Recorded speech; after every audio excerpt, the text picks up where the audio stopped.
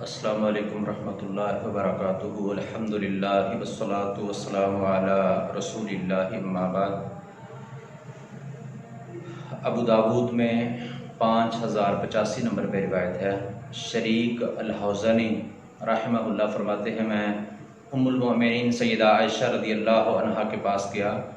ان سے جا کے پوچھا کہ اللہ کے نبی علیہ الصلوۃ والسلام جب رات کو اٹھتے تو سب سے پہلے کیا کیا کرتے تھے؟ تو ام المؤمنین رضی اللہ عنہا نے فرمایا کہ تم نے مجھ سے ایسا سوال کیا ہے جو تم سے پہلے کسی نے نہیں پوچھا. اور پھر انہوں نے فرمایا کان اذا حب من اللیل کبر عشرا. جب نبی مکرم صلی اللہ علیہ وسلم رات کو بیدار ہوتے تو 10 مرتبہ اللہ اکبر کہا کرتے تھے. وحمد عشرا اور 10 مرتبہ الحمدللہ کہا کرتے تھے.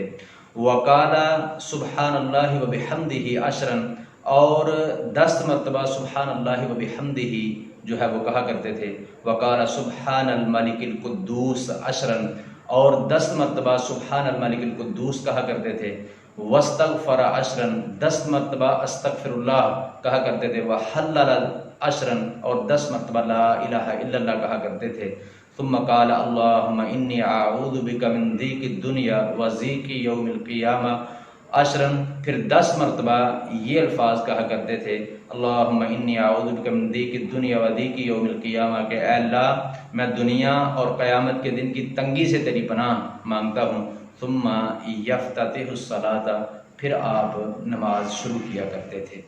تو آپ کا یہ معمول تھا کہ جب رات کو آپ اٹھتے تو 10 مرتبہ اللہ اکبر، 10 مرتبہ الحمدللہ، 10 مرتبہ سبحان اللہ وبحمدہ اور 10 مرتبہ سبحان الملک القدوس اور 10 مرتبہ استغفر اللہ، 10 مرتبہ لا الہ الا اللہ اور 10 مرتبہ اللہم انی اعوذ بک من ضیق الدنیا وضیق یوم القیامہ.